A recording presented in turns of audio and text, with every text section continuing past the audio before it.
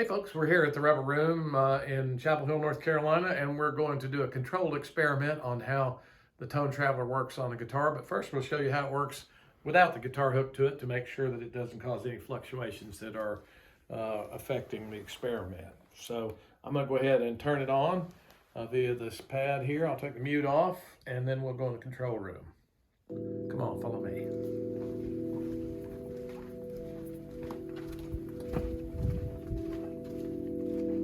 All right, so now what we're going to do is we're going to turn the Pro Tools track on, start recording, and see how it turns out.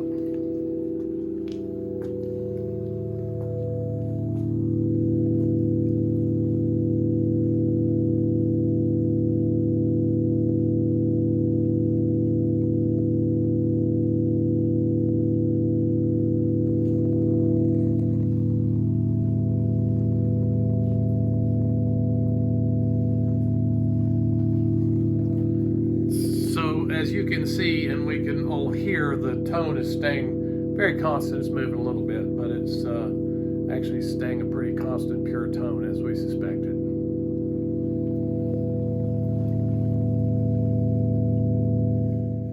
Okay, so we're back in here with this old J35, probably a 39 or 40 J35. Haven't been played in a long time, but a great guitar. And we've installed the Tone Traveler speaker and speaker clamp as it should be installed.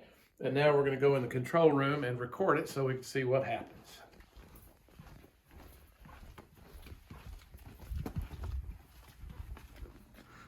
So we already have a Pro Tools channel enabled in record.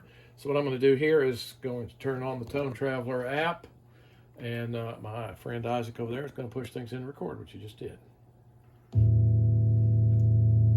We're just going to watch.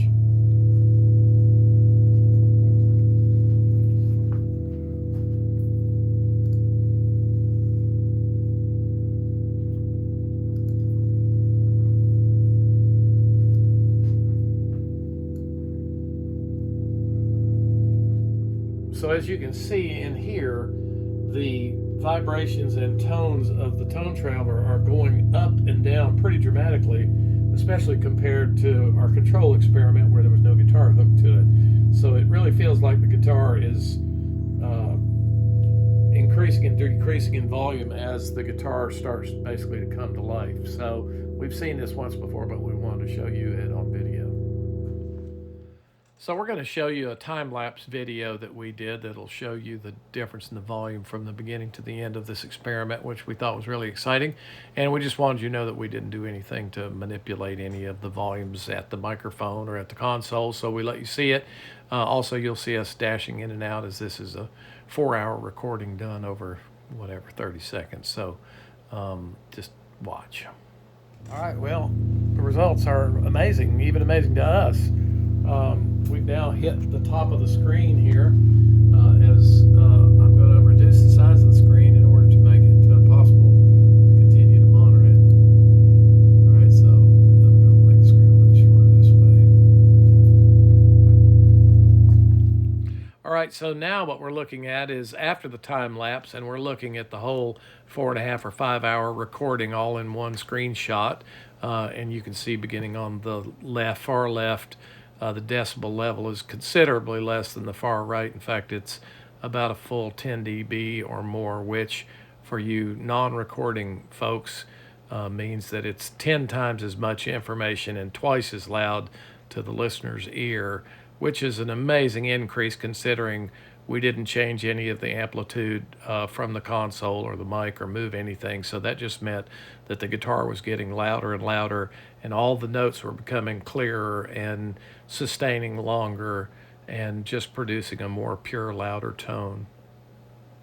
And you might notice there's a little dip there toward the end, and as Isaac and I are amateur sleuths, we realized that the pad hadn't been plugged in, so we had to plug it in. There's a little dip there, but you can see when it comes back that the guitar remained about at the same amplitude, which just shows that as it's putting in the long-term play, it actually stays, which is a great thing.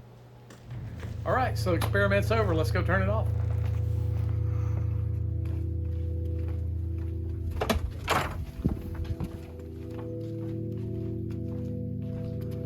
I'll just take it loose from here. here, see where it was.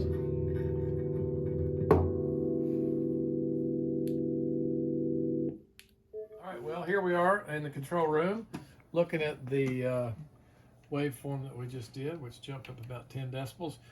Just so we can find out what really 10 decibels look like if you jump across time here. First we have this little snippet was just the speaker running all by itself, not hooked to the guitar, just so we could see how that worked, and wasn't creating any odd issues with volume going up and down. So I'll put that in there, and then I'll come down here and grab a little piece of the beginning tones just so we can see volume. I'll count that as the beginning. All right, and I'll go back over here and I'll put that over where we can see it later. I'll come down here and grab a piece of this M. I'll put it right next to it. I'll blow all this up so we can see what we're looking at. All right, well, there's the control of just the speaker with not hooked to the guitar.